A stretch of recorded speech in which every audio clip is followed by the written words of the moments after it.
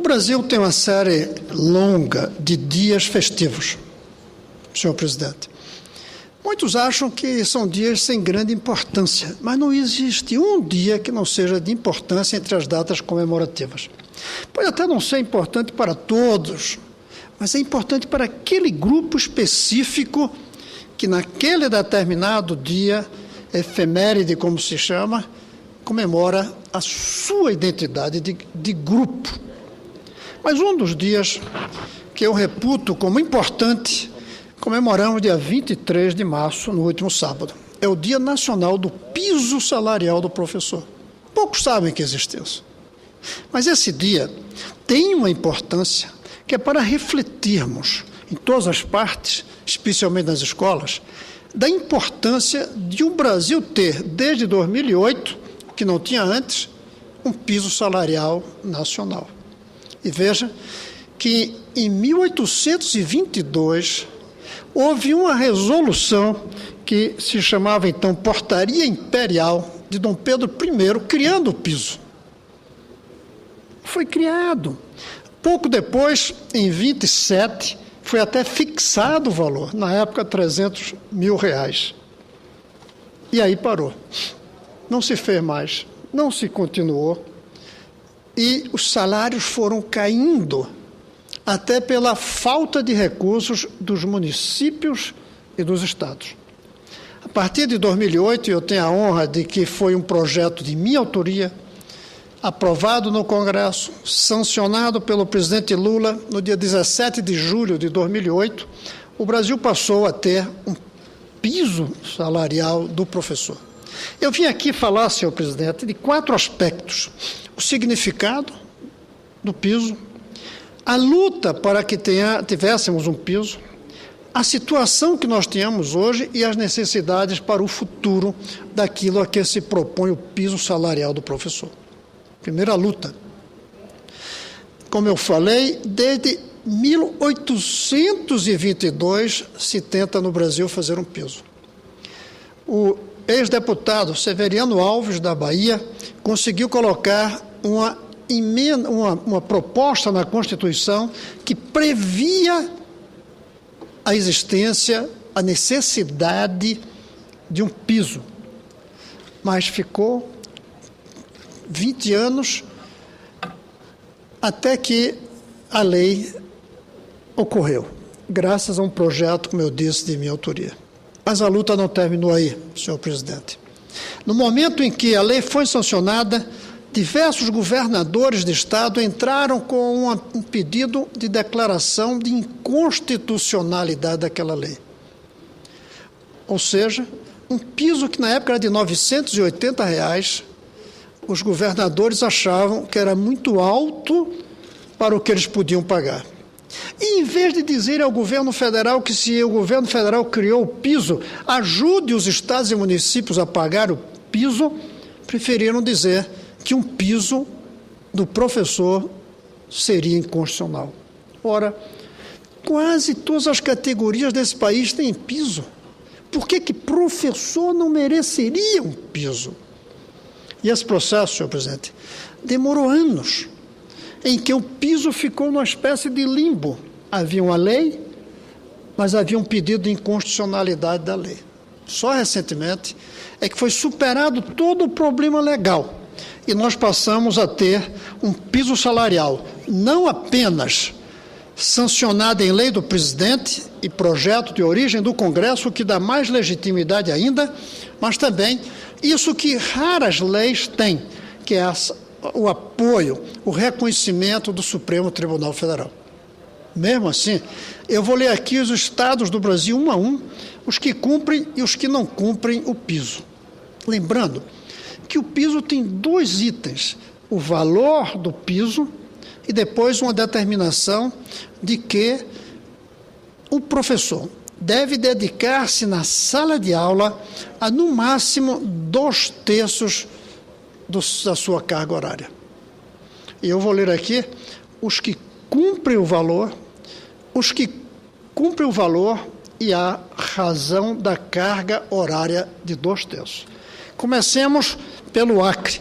Esse é um estado que temos que reconhecer. paga o piso e cumpre a proporção de horas aula.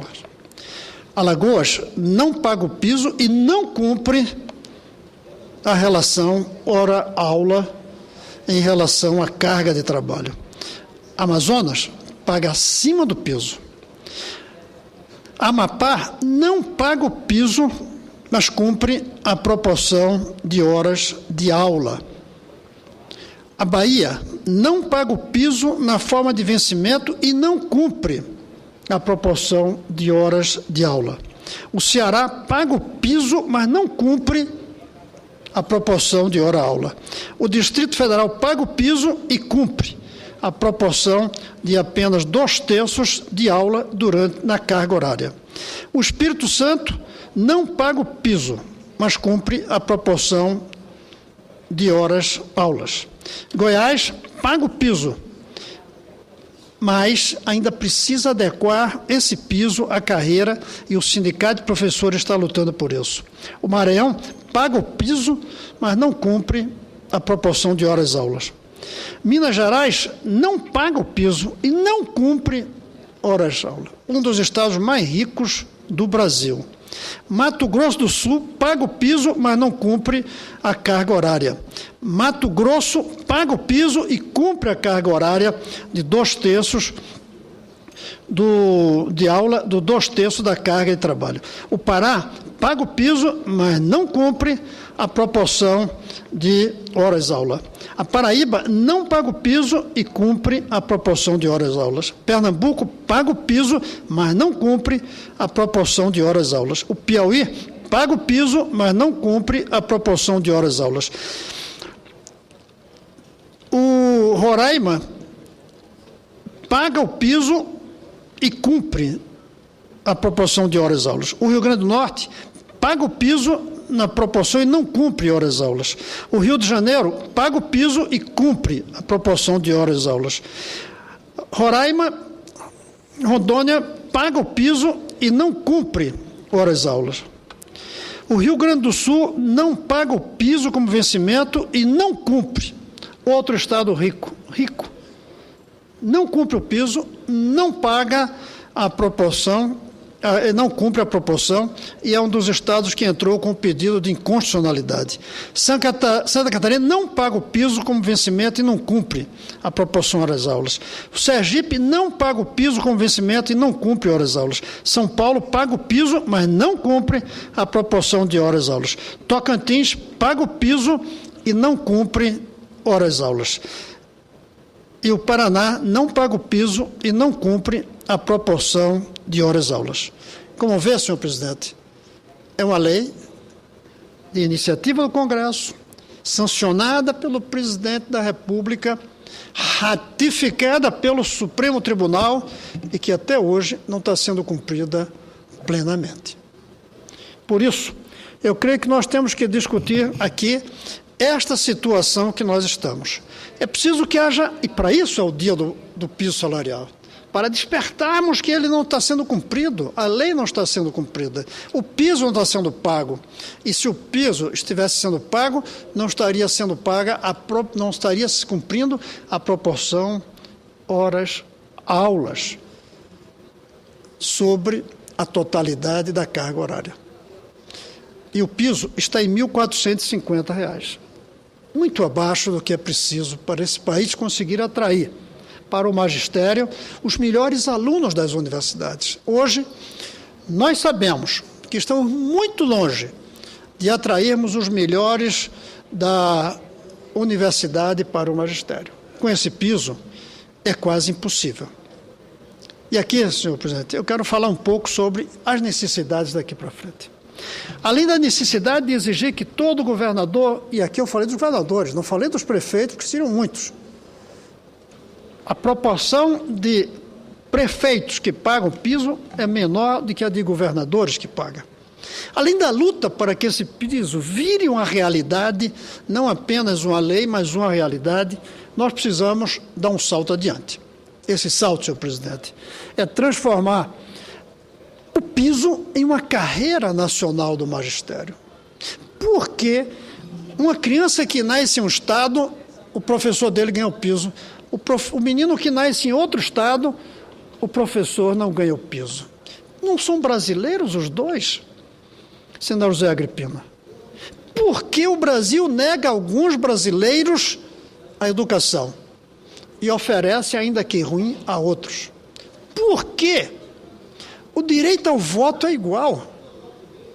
O direito de respirar o oxigênio é igual. Por que a gente dá educação diferente? Não há nem explicação para isso do ponto de vista ético, justificativa, e nem há futuro para um país como esse. Esse é um país dividido. Dividido por causa da escola dividida. Aquelas crianças que têm pais com dinheiro podem ir para uma escola boa. Aqueles cujos pais não têm dinheiro vão para uma escola ruim. Aqueles que nasceram numa cidade onde tem tido repetidos prefeitos bons para a educação e com recursos para pagar, eles vão para uma boa escola. Aqueles que nasceram em um município, um estado onde o prefeito não quer gastar dinheiro com a educação, ou não tem, e é verdade que muitos não têm, fica sem escola. Não podemos obrigar um prefeito a gastar mais do que ele tem com a educação das crianças do seu município. Não podemos. Não podemos porque vai contra a aritmética financeira. Mas não podemos permitir que ele não pague. Como é que a gente resolve essa contradição? Não podemos obrigá-lo por falta de dinheiro, senador José Agripino, mas não podemos permitir que ele não pague um bom salário ao professor. Só tem um jeito, colocar a União, que criou a lei, pagando o professor. É isso que eu vim insistindo na ideia de uma carreira nacional do professor, uma carreira de Estado, uma carreira em que o professor seja como funcionário do Banco do Brasil, da Caixa Econômica, do Ministério Público, da Justiça, do Senado, da Câmara, de qualquer dos órgãos do Estado brasileiro. Por que essas outras entidades merecem uma carreira de Estado e professor, o magistério, nossas crianças não merecem uma carreira de Estado? Qual é a lógica disso? Aí alguns dizem, falta de dinheiro. Como a falta de dinheiro para ter uma carreira? A carreira você pode até pagar pouco, mas ela pode ser igual no Brasil. Mas minhas contas, senhor presidente, se a gente pagasse, as pessoas ficam surpresas com isso, se a gente pagasse R$9 mil de salário por mês aos professores e ao longo de 20 anos essa carreira fosse sendo implantada, no final isso vai custar 6,4% do PIB, supondo um crescimento médio de 3%. Ora, não estamos aprovando 10% do PIB para a educação? Ainda sobram 3,6% para os outros setores da educação, como a universidade. Ou seja, não é impossível pagar bem, mas se não for 9, que seja 7, que seja 5, mas que seja o mesmo salário. Permite eu par, senador? Com o maior prazer, senador, um minuto só. Que seja o mesmo salário. Agora, não basta o salário. É preciso uma seleção nacional, não local, rígida, cuidadosa, para que esses professores recebam esse dinheiro. Mas não só isso. É preciso quebrar com a ideia de uma estabilidade plena, que o professor que não dá aula continua, não pode ser demitido. É preciso criar uma ideia de estabilidade responsável, em que o professor não é demitido pelos pais, pelo governador, pelo prefeito, pelo presidente da República, pelo juiz de direito, mas se ele for mal avaliado, ele terá que ceder o seu lugar para outro. Além disso, não adianta colocar esses bons professores espalhados pelo Brasil. Eles se perderão completamente, senador. Por isso a minha proposta é que esses professores selecionados numa carreira nacional, com bom salário, com estabilidade relativa e responsável, eles sejam dirigidos às mesmas escolas. Essas escolas, construídas novas, porque as que estão aí não servem, equipadas com equipamentos modernos, porque quadro negro é uma coisa do passado. Nenhuma criança aceita a aula mais em quadro negro depois de conviver com televisão e computador. É uma tortura assistir aula de astronomia com um pontinho pintado no quadro dizendo que é o Sol. Quando isso é mostrado hoje nas televisões e nos computadores. E isso em horário integral. Carreira nacional. escolas de qualidade. Os professores nessas escolas em horário integral. Aí a gente dá o salto. A base disso, aí eu passo para o senador Zé Agripino, tem algo que pode ser polêmico e que não seja aceito. É de que a melhora do atual sistema não permitirá dar o salto. É preciso criar um novo sistema ao lado do que está aí. E esse sistema que está aí vai sendo diminuído e o outro vai sendo ampliado. Nós temos 451 escolas federais. Todos querem que seus filhos estudem nessas escolas. Aqui há pouco o senhor citava o Colégio Militar de Brasília. É um dos colégios campeões no Brasil de boas notas. O Colégio Pedro II, as escolas técnicas, institutos de aplicação, são 451, cuja média é maior do que a das particulares. As melhores das melhores são particulares, mas na média das particulares está abaixo da média das federais. Por que só 451? Se eu não me engano, 17 mil alunos têm o privilégio de estudar nessa escola.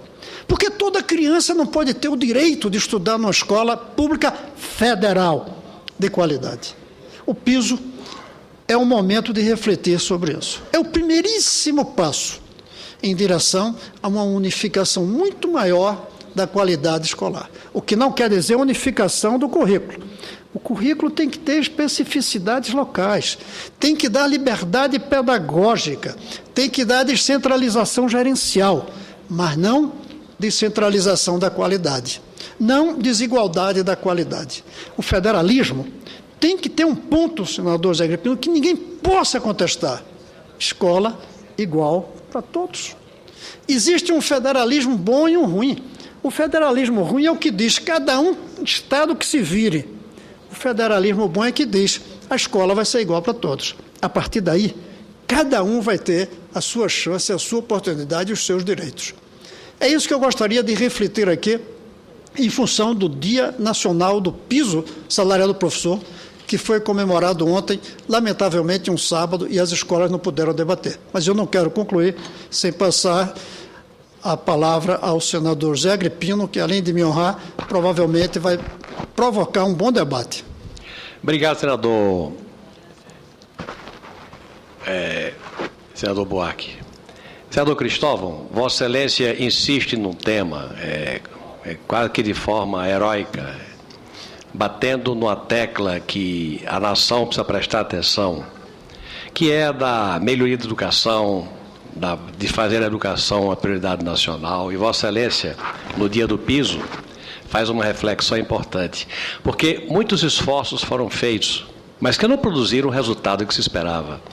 Nós temos hoje um piso ou um percentual de comprometimento obrigatório, compulsório dos orçamentos municipal e estadual para a educação.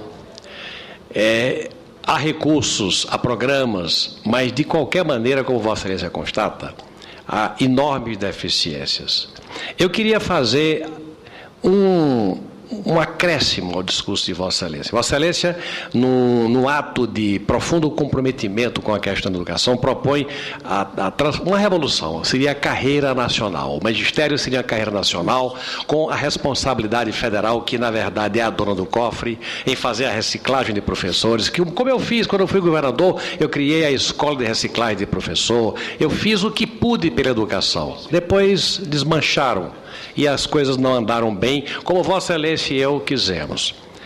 Mas Vossa Excelência está propondo agora a federalização, da profissionalização do magistério, como ato extremo.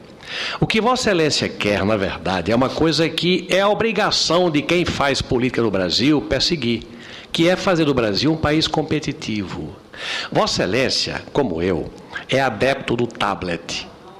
O tablet, assim como geladeira do passado foi chamada de Frigidaire, porque era da marca Frigidaire a geladeira que vendia nos anos 40, 50, hoje o tablet é o iPad. Só tem um detalhe, é que o iPad está sendo ultrapassado pelo Samsung. Só tem um detalhe, é que o automóvel europeu, americano, está sendo ultrapassado pelo Hyundai. Curioso, o Hyundai é coreano, e o Samsung é coreano. Qual é o segredo disso? Educação. Prioridade do país para a educação. O Brasil está perdendo na competitividade no plano internacional a olhos vistos. O Brasil virou um país caro. Pela infraestrutura que não tem, pela carga tributária que tem em demasia, por uma série de fatores. Mas se nós não dermos aquilo que Vossa Excelência está propondo, não dermos o toque de reunir e não fizermos a revolução como projeto nacional de sobrevivência e de busca de competitividade, nós vamos ser nunca quinta economia, oitava, décima segunda. Nós vamos ser ultrapassados pelas Coreias do Sul da vida, por aqueles que investiram maciçamente. O que Vossa Excelência está propondo, na verdade, é uma cruzada heróica em busca de educação de qualidade. Talento, criatividade, o brasileiro tem de sobra. O que nós não podemos fazer é a perversidade de não dar ao brasileiro baiano, brasiliense, carioca, potiguar a oportunidade de brilhar como o coreano brilha hoje. Basta olhar o mundo moderno. O tablet hoje está deixando de ser iPad para ser Samsung, para ser o Galaxy. O automóvel está deixando de ser Ford, Fiat, Mercedes para ser Hyundai, porque oferece qualidade, tecnologia e preço. Por conta de quê? De preparo do povo que está brilhando no universo. Eu quero, portanto, cumprimentar a Vossa Excelência e agregar modestamente essa contribuição. O que Vossa Excelência está propondo é a abertura de uma guerra em busca da competitividade pela via da educação de qualidade. Senador, eu quero agradecer muito e dizer, presidente, que eu não vou dizer mais nada, porque eu gostaria que o meu discurso fosse concluído pela fala do senador José Agripino. Mas a senadora Ana Amélia pediu a palavra e eu não vou recusar de maneira alguma. Mas, senador, a sua fala realmente complementa, resume e agrega muito ao discurso que eu fiz. Senadora Ana Amélia. Caro mestre, nosso mestre aqui nas questões de educação, nós tivemos juntos, lembro muito bem, no Procurador-Geral da República, para que o piso nacional dos professores fosse respeitado. E ouvimos dele as dificuldades, porque antes de nós haviam chegado prefeitos e alguns governadores dizendo da dificuldade financeira de cumprir com uma decisão tomada pelo Congresso Nacional. E eu queria dizer, senador Cristóvão Buarque, talvez o maior dilema brasileiro não seja nesse apagão logístico, mas seja no apagão educacional. E Vossa Excelência tem sido aqui um verdadeiro sacerdote na pregação, eu diria, diária e permanente a respeito disso. Eu sou de um estado considerado um estado desenvolvido, politicamente evoluído, mas no meu estado, senador, tem mais de 240 mil crianças, de 3 a 16 anos fora da escola, senador.